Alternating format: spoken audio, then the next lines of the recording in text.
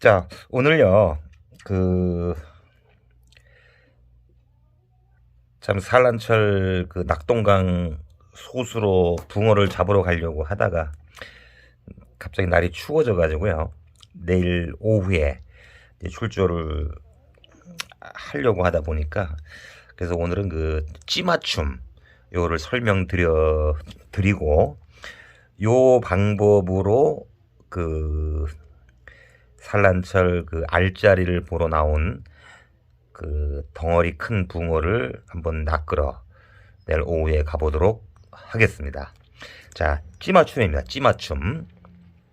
찌맞춤은요, 그, 우리 그 낚시 하시는 분들, 내가 낸대라는 사람들, 다 틀리죠.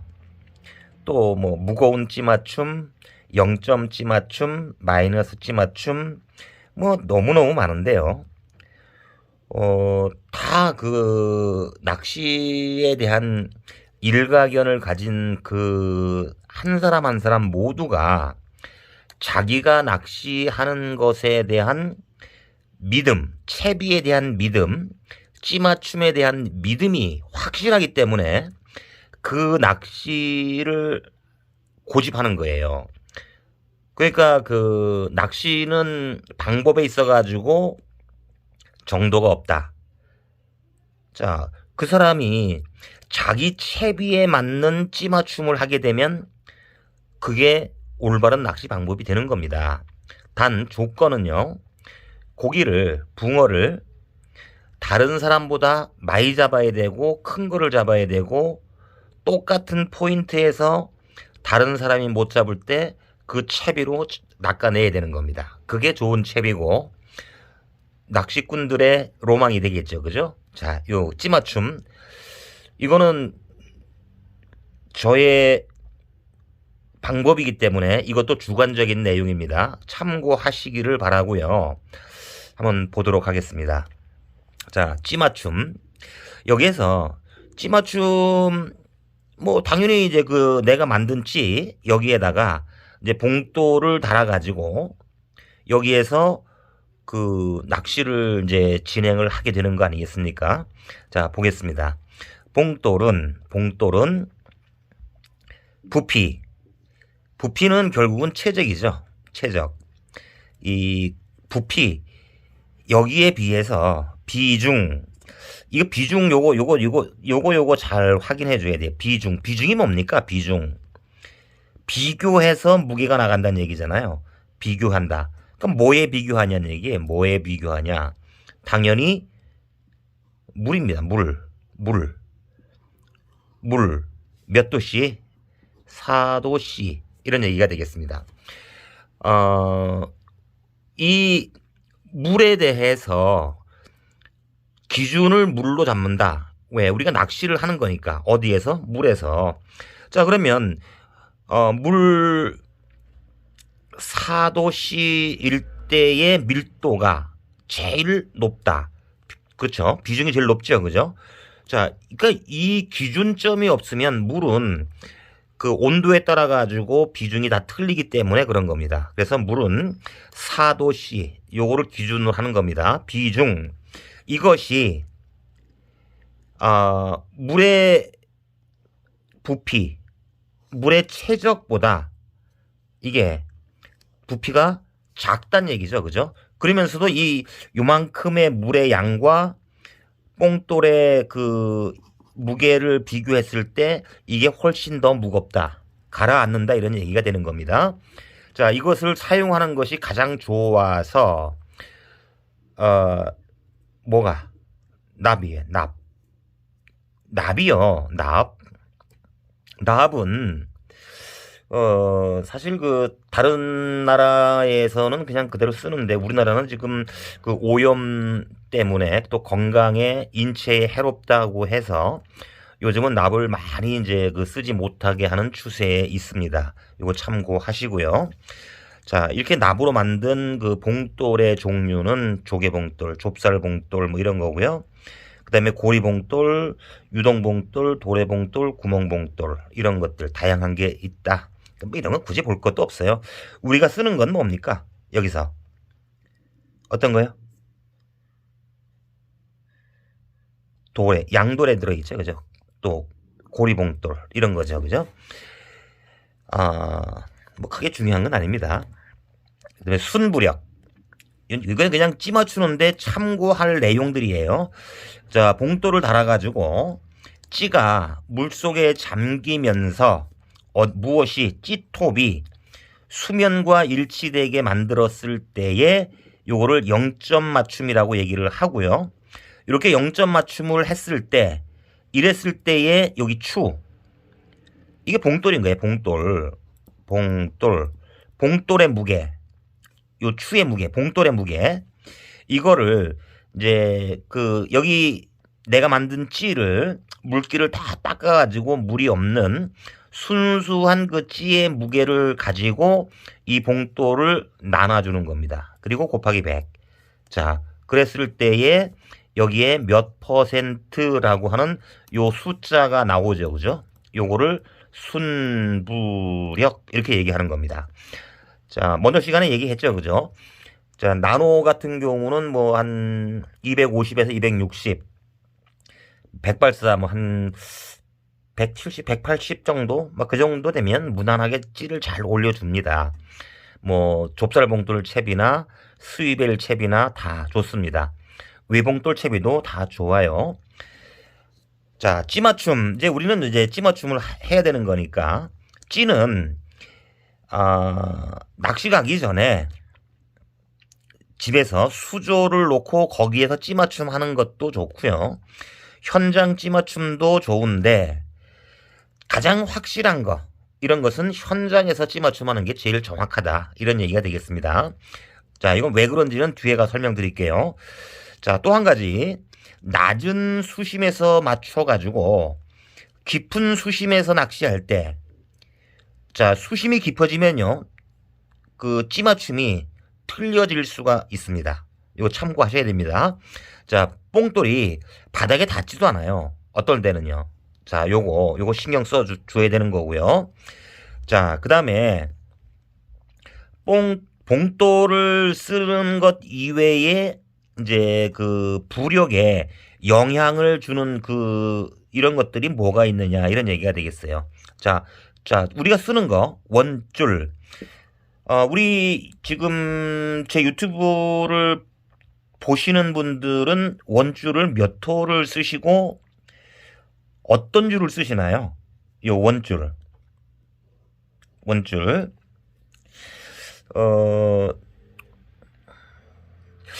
글쎄요. 저기 지금까지 낚시하면서 제일 큰 붕어를 얼마나 큰 붕어를 잡아보셨나요? 죄송합니다만은 저는 이 53cm 창녕에서 잡았는데요.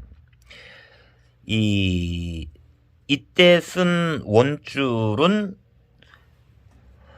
2.5호 모노였어요. 모노. 제가 낚시를 했을 때요.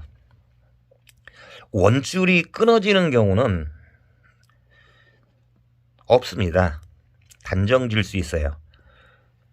수초가 꽉 있는 데서 낚시를 하다가 원줄에 상처가 나거나 이랬을 때에는 상처가 난 부위가 끊어질 수가 있는데요. 이거 2.5호 뭐 2호를 써도 크게 끊어지지 않습니다. 자, 그래서 이 원줄 굵기 이제 저하고 같이 낚시 다니는 아주 영감님이 계신데 그분은요 원줄을요 5호를 씁니다. 5호. 물론 모노죠. 나이론 줄을 쓰는데 찌 잘 올려줘요. 다시 말씀드리면은 자기가 낚시하는 낚시 채비에 대한 믿음만 가지고 있으면은 원줄의 굵기는 문제가 없다.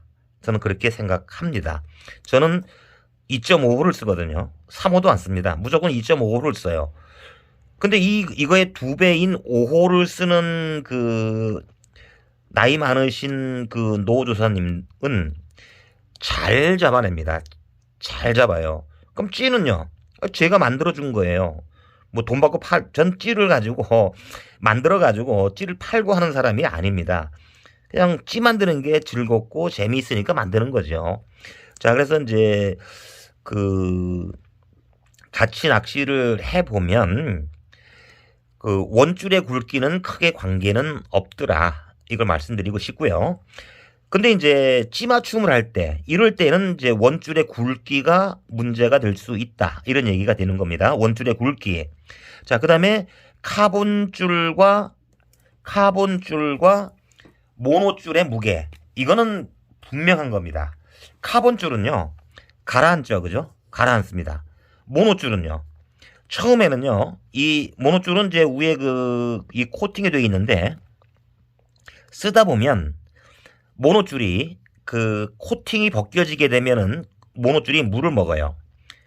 뭐 많이 먹는 건 아닌데 아까 말씀드렸죠. 그죠? 물의 비중보다 모노줄이 물을 먹으면 이게 무거워지는 거예요. 그래서 가라앉게 되는 겁니다. 요거 그렇지만 카본줄이 훨씬 무겁다. 이런 얘기가 되겠고요. 모노줄의 약 2배 정도가 됩니다. 카본은요. 그러니까 확실하게 가라앉는다. 이런 얘기가 되겠고, 모노줄은 이거예요. 코팅, 요게 유막이 이제 벗겨지게 되면 물을 먹는다. 그래서 가라앉는다. 이런 얘기고요. 자, 모노줄이 코팅이 되지 않은 줄도 있거든요. 이런 거 물 먹습니다. 이거 참고하셔야 되고요. 그 다음에 이제 수심이 낮은데요. 내가 낚시하는 자리에서 먼 곳에 포인트가 형성되면 뭐 긴데 써야 되는 거 당연한 거 아니겠습니까? 이랬을 때에 초리대를 바닥으로 꽉 집어넣어 가지고 원줄을 물속에 넣어줘야 되는데 초리대를 물속으로 집어넣을 수가 없어요. 수심이 낮기 때문에. 그래서 이 원줄이 물에 떠가지고 둥둥둥둥 떠가지고 물이 흐르는 방향, 바람이 부는 방향, 이 방향으로 떠 밀려간다고요. 자, 이런 게 문제가 된다. 원줄이 떠밀려가게 되면요, 찌가 가만히 있는데 입질은 안 해도, 붕어가 입질이 없어도 찌가 천천히 해가지고 내가 일목을 내놓고 낚시를 하는데 2목, 3목 이렇게 올라오는 경우가 있어요. 그 고기가 문 줄 알고 내가 챔질을 하면 다 헛챔질이 되는 겁니다. 이런 문제가 있고요. 그 다음에 자, 요거 좀 잘 알아두셔야 돼요. 저부력지 이거는 올림 낚시, 내림 낚시 다 똑같습니다. 이 아주 찌의 부력이 아주 낮은 찌, 가벼운 찌에서 이거 굵은 줄을 쓰게 되면은요, 찌가 수직으로 입수를 하지 못합니다. 그럼 사선을 거요. 사선을 걷게 되면은요, 어떻게 되느냐 하면 이게 수면이고요. 이게 바닥 깊이라고 할 때 여기 찌가 이렇게 서가지고 이렇게 서요. 이렇게 여기서 이렇게 와야 되거든요. 이렇게. 그러니까 이렇게 오니까 붕어가 입질을 해도 찌에는 표시가 나타나지 않는 경우가 많습니다. 그래서 저부력질을 쓸 때는 이 저부력질을 수직으로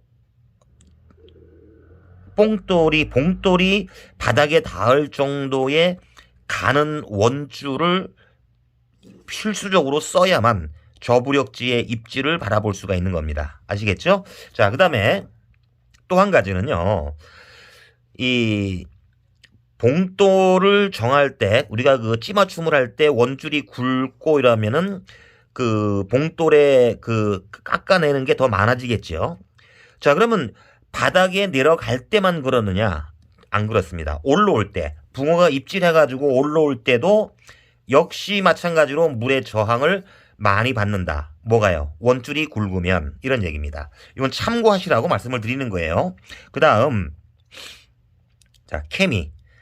우리 케미 주로, 전자케미는 우리가 이제 주로 2mm 또는 3mm를 쓰게 되고, 우리 케미컬 라이트는 몇 호 쓰시나요? 거의 다 3mm 쓰시죠, 그죠? 3mm. 자, 여기서 이 케미 말하는 겁니다. 찌의 부력에 영향을 주는 각종 소품을 장착하는 경우가 많은데 여기서 주간 케미. 자, 주간 케미는요. 그 전자 케미를 우리가 이제 야간에 많이 쓰지 않습니까? 이럴 때 주간 케미하고 야간 케미를 놓고 보게 되면 야간 케미가 무겁습니다. 뭐 광고는 이 케미 전자 케미하고 이거 무게가 똑같다고 막 이렇게 얘기를 해서 그 주간 케미를 가지고 써보고 야간 그 전자 케미를 꼽았을 때 확실히 전자 케미가 무겁습니다. 자, 이게 틀려요, 무게가. 그래서 이럴 때는요, 요 주간 케미에다가 맞춥니다. 주간 케미. 이게 더 부력이 뽕돌이 더 그 가볍죠, 그죠? 가볍게 사용이 됩니다. 가볍다. 자, 여기에서 주간 케미를 끼워가지고 찌올림이 보기 좋게 눈에 잘 띄게 만들어가지고 낚시를 해보니까 그 붕어가 입질이 확실하고 찌올림이 막 끝내주는 거예요. 이럴 때는 야간 케미, 전자 케미를 꼽아갔을 때도 그냥 이거 뽕돌 그대로 써도 관계가 없습니다. 자, 이거요. 그런데 어떤 저수지를 가면 붕어가 찌올림이 아주 예민하고 많이 올리지 않고 이런 데가 있어요. 저번에 이거 제가 한번 설명드렸을 거예요. 어떤 거냐 하면은 이런 겁니다. 자, 이게 그 저수지라고 이렇게 했을 때 물인데요. 이 저수지를 뭐 하느냐 하면 준설을 하는 겁니다. 준설. 아니면은 여기가 그 상수원일 때 또는 그냥 준설할 때 자, 여기서 이 붕어를 이제 잡아내게 되는데 상수원일 때는 이 물을 뺄 수가 없어요. 그렇죠? 뺄 수가 없으니까 근데 여기 고기가 너무 많아지는 거예요. 이럴 때 만약에 여기 이 저수지에 뭐 예를 들어 부산 이쪽에 뭐 회야댐이라든가 이런 데 보면은 여기 만약에 그 떡붕어가 한 10,000톤 정도의 떡붕어가 자라고 있다.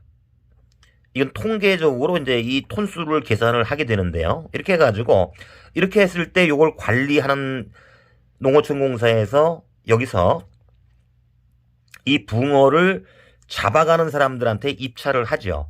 예를 들어가지고 여기서 뭐 그 만 톤이니까 한 5,000톤 잡아가는 조건으로 너 얼마 낼래 이래가지고 입찰을 해서 고기 잡아가게 하는데요. 이게 아니고 준설을 할 때요. 준설할 때. 그럼 준설을 할 때 여기 고기가 많다는 게 확인이 되면 이 붕어를 사다가 어떤 상품화하는 사람들도 이게 고기가 많다라는 게 입증이 되면 이거 여기에 이거 입찰을 하겠죠, 그죠? 입찰을 하는 조건이 뭐냐? 여기에다가 그 빙어, 새우, 그 다음에 가물치, 그 다음에 메기, 그 다음에 붕어, 그 다음에 잉어, 뭐 초어 이런 것들 중에서 대개 3종류의 고기를 여기다가 방류를 합니다. 고기를 잡아가는 조건으로. 자, 그럼 물을 다 빼버리고 이제 준설을 끝을 낸 후에 물을 채웠을 때 여기에 빙어 치어, 새우, 뭐 가물치, 예를 들어 붕어를 치어를 방류할 때 이 붕어는 뭐 토종이 있고요. 희나리가 있고 그 다음에 이제 떡붕어가 있을 거 아닙니까? 크게 나눠가지고. 그럼 토종에도 또 여러 가지가 있어요. 뭐 혹부리도 있고 뭐 또 여러 종류가 있는데 이 찌올림이 확실한 붕어일 수도 있고 한 마디 아니면 2마디만 찌를 올려주는 붕어의 종류도 있다는 얘기죠. 그럼 이 붕어가 여기 저수지에 방류가 됐을 때 여기에 가가지고 제가 낚시를 한다. 당연히 여기에 있는 붕어들의 그 찌올림은 미약한 거예요. 이럴 때 여기서 이 예민할 때 자, 전자 케미를 쓰게 되면은 더 무거워지지 않습니까? 뽕돌이. 그죠? 자, 그러면 뽕돌을 더 깎아야 되는 거죠. 뽕돌을. 자, 이거예요. 그래서 찌맞춤을 다시 해야 한다. 이런 얘기가 되겠고요. 자, 넘어가겠습니다. 자, 진짜 이제 그 찌맞춤을 할 때, 자, 이거는 이제 이 앞에서 좀 이제 그 찌맞춤을 하는데, 아, 이러이러한 것들이 있으니까 이거를 참고하시라 이런 얘기고요. 이제 본격적인 찌맞춤이 되겠습니다. 자, 수조 찌맞춤. 이건 뭐 낚시 가기 전에 우리 집에서 또는 사무실에서 요 수조 찌맞춤, 그 다음에 현장 찌맞춤, 이게 두 가지가 있겠죠. 자, 먼저 수조 찌맞춤 보겠습니다. 이건 이제 기본 찌맞춤을 할 수밖에 없어요. 여기에서 예민하게 맞춰가지고 현장에 가가지고 낚시를 하려고 하니까 너무 가벼워요. 그러면 뽕돌 그거 쓸 수 없잖아요. 그죠? 그러니까 여기선 기본 찌맞춤만 해가지고 현장에 가서 한 번 더 확인한다. 이렇게 이해를 하시면 되겠습니다. 요거는요. 제가 이거는 이제 그 인터넷에서 본 건데, 찌톱 30cm가 올라오기 위해 가지고, 이 뽕돌의 크기는 0.25g이 해당되더라. 이거는 이제 이론인 거죠, 이론. 0.25g을 뽕돌에서 이거를 커트칼로 납을 띄어내가지고 재보니까 찌톱이 쭉 올라오더라. 얼마만큼? 30cm만큼. 이런 얘기입니다. 자, 여기서 여러 가지 조건에 따라서 조금씩 차이는 있지만, 붕어의 입질에서 찌를 올려주는 그 힘. 무슨 힘? 찌톱 30cm를 올려주는 힘이 봉돌 0.25g의 무게더라. 이런 얘기입니다. 자, 그래서 요 30cm 찌 올린다? 대단한 거지. 이거 뭐 이렇게 올린다고 너무 올리는 거 아닙니까? 자, 보겠습니다. 찌에 장착할 케미, 봉돌 이거 다 붙이고요. 납의 양을 조금씩 잘라가면서 찌톱 두 마디를 수면과 일치시킨다. 자, 이게 수면입니다. 여기서 이렇게 찌톱을 이렇게 한 마디 두 마디를 올려준다. 이런 얘기가 되겠죠, 그죠? 이렇게 이제 수면과 일치를 시킨다. 찌가 여기서 하나, 둘, 셋, 넷 이렇게 가지고 여기서 이게 서서히 쭉쭉쭉 해가지고 이렇게 요 네 마디에서 두 마디만 남고 다 물속으로 들어가게 할 때 이게 이 톱이 물 잠겼다가 올라온 게 아니고 서서히 내려가면서 두 마디를 남기고 멈추었다. 이런 얘기입니다. 무슨 얘기인지 아시겠죠? 그죠? 왜 그러느냐? 이 찌톱에 물이 묻으면 더 밑으로 내려가기 때문에 그렇습니다. 요거는 이해되셨죠? 자, 요거 됐고요. 이것도 크게 뭐 중요한 건 아닙니다. 넘어갑니다. 여기서부터가 이제 중요한 거예요. 현장 찌맞춤. 이건 정밀한 확실하게 이제 이걸 맞춰가지고 낚시를 해야 되기 때문에 그런 거예요. 찌에 따라 차이는 분명히 있습니다. 많습니다. 자, 여기에서 무거운 찌고무. 팔자 도래가 여기 끼워가지고 찌고무 까만 걸로 해가지고 아주 무거운 거 있어요. 이거요. 한 찌톱 두 마디에서 네 마디 정도까지. 이거를 안 했을 때에 쫙 올라왔는데 이 찌고무 무거운 걸 끼니까 두 마디 또는 네 마디 정도가 물에 잠기는 거예요. 이거. 자, 찌톱 요거 찌고무 많이 무겁다. 요거 그래서 가벼운 걸 많이 씁니다. 그래서 이건 우리 이제 주로 내림 낚시할 때 쓰는 실리콘으로 되어 있는 거, 요걸 좀 저는 좋아하는데, 요거 확인하고요. 그 다음에 이제 유동찌를 쓸 때의 스토퍼 고무를 이제 4개를 쓰지 않습니까? 이렇게 있을 때 하나, 둘, 찌고무, 하나, 둘, 이렇게. 그죠? 4개 쓴단 말이에요. 이 찌고무, 스토퍼 고무, 한두 마디에 찌가 잠기더라. 자, 아주 예민한 찌 맞춤을 할 때는 찌고무도 그렇고 스토퍼 고무도 그렇고 다 부력에 영향을 주더라. 이런 얘기가 되겠고요. 자, 이럴 때 내가 여기서 찌 맞춤을 다 했는데 이거를 직접 이렇게 해가지고 보니까 찌가 자꾸만 물에 잠기니까 봉돌을 깎아야 될 거 아닙니까? 그죠? 그 봉돌을 깎을 때 한꺼번에 뭉텅뭉텅 하면 안 된다는 얘기죠. 조금씩 조금씩 이렇게 제거해서 이렇게 한 마디, 두 마디 여기까지 찌가 여기서 해가지고 두 번째 마디에 멈추도록 한다. 이런 얘기입니다. 자, 이 과정이 정밀 찌 맞춤의 기본으로 바늘의 무게는 어떻다고요? 포함을 안 한다 하네? 그렇습니다. 제가 할 때요, 찌에다 이 뽕돌 해서 이거 찌 맞출 때 바늘 안 달고 그냥 무바늘로 합니다. 무바늘인 거예요. 무바늘. 자, 여기서 야간에 변형을 주면 찌는 기본적으로 다시 맞춘다. 당연하죠. 찌가 바뀌면 찌 맞춤은 무조건 다시 하는 겁니다. 이해됐습니까?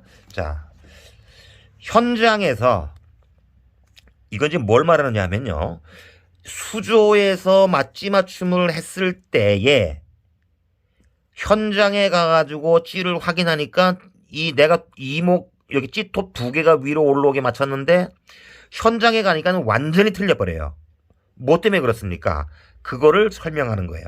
현장에 포인트가 낚시하려고 하는 그 물의 밀도. 이거 사도씨가 제일 무겁다 했습니다. 자, 그 다음에 이제 물의 탁도. 이거 탁도예요. 이거 무시 못합니다. 이거. 아주 맑을 때 가게 되면 찌가요. 떠요. 근데 탁도, 가라앉아요. 근데 이제 아주 탁하거나 이럴 때 찌가 뜹니다. 이거 경험해 보셨을 거예요. 그 다음에 물이 깊을 때 찌 맞춤이 바뀝니다. 물의 온도 여기에 따라 틀립니다. 이게 물의 차이점들이에요. 이거 여기에 따라 가지고 찌 맞춤의 목수가 바뀐다. 이겁니다. 원줄의 굵기에 따른 무게. 그 다음에 원줄에 달리는 소품들의 무게가 뭐가 달리느냐에 따라 가지고 찌 맞춤이 바뀐다. 이런 얘기가 되는 거고요. 이를 고려해서 뭐가 제일 중요하다? 현장 찌 맞춤은 중요하다. 근데 뭐 사람들 사실 뭐 우리 카페 회원들하고 같이 낚시를 가 보면 저도 마찬가지고 낚시하던 거 그냥 가가지고 포인트 잡아가지고 채비 던져가지고 수심 측정해가지고 그래가 찌 맞춤 낚시하는 게 거의 일반적이죠. 그렇죠? 자, 그렇지만은 내가 찌를 처음 이렇게 만들어가지고 찌를 맞춰가지고 현장에 가서 낚시할 때 이럴 때는 처음 낚시할 때는 이렇게 정확하게 맞춰가지고 낚시하는 게 좋고요. 다른 낚시터로 갔을 때 역시 이렇게 정확하게 맞춰가지고 하는 게 조과에 차이가 있다 말씀드리고 싶습니다. 자, 여기서 찌 맞춤 방법 이제 이게 중요한 거죠. 이거 잘 보세요. 현장에서 바늘을 뺀 모든 부품을 낚시 원줄에 장착을 하고 찌를 뽕돌 밑에까지 내려가지고 이제 내가 낚시할 장소에서 캐스팅하는 거예요. 캐스팅 했습니다. 자, 찌 두 마디에서 멈추도록 봉돌을 깎아서 이게 찌가 천천히 내려가가지고 요 두 마디에서 스톱 이렇게 맞춘다 이런 얘기입니다. 자, 이렇게 이제 맞췄을 때 여기에서 이제 바늘을 달아요. 근데 이거요. 사실은 이게 더 중요합니다. 바늘 달 때 어떻게 다는 이건 다 끝나고 설명드릴게요.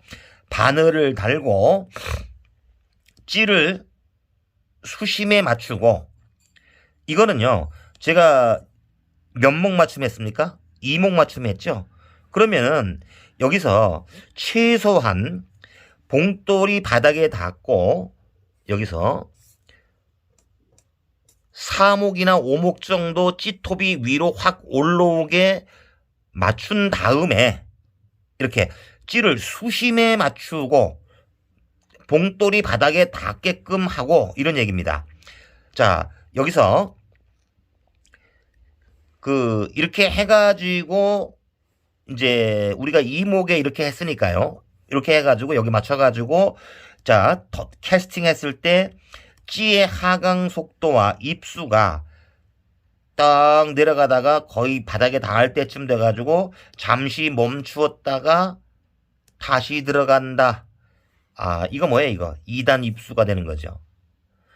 바늘을 달았을 때 2단 입수가 된다는 얘기는 예민하게 잘 맞췄다. 이거를 입증하는 겁니다. 아시겠죠? 자, 4번.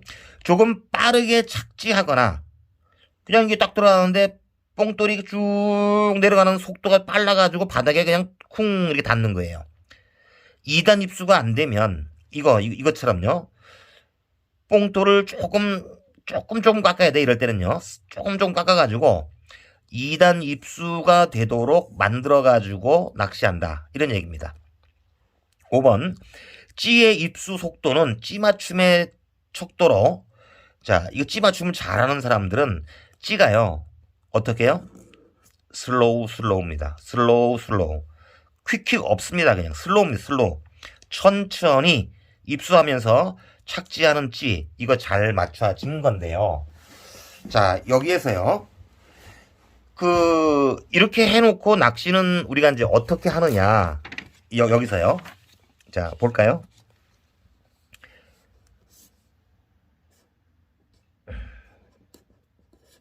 이렇게 두 마디를 맞췄습니다. 저는 여기서요. 낚시할 때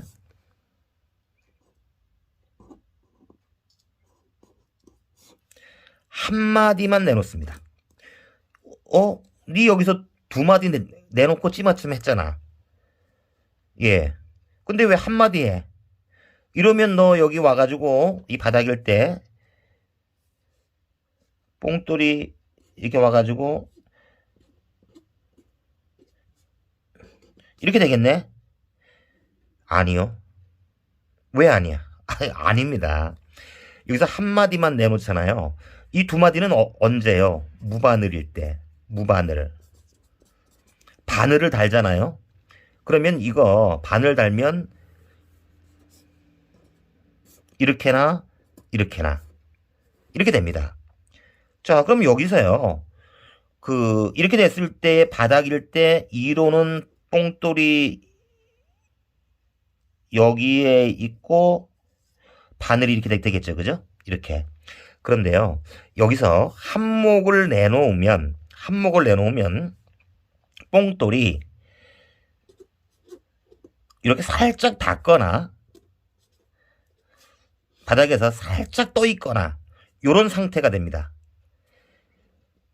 자, 우리가 내림 낚시를 할 때 보게 되면은요. 바닥이 있는데 이렇게 해가지고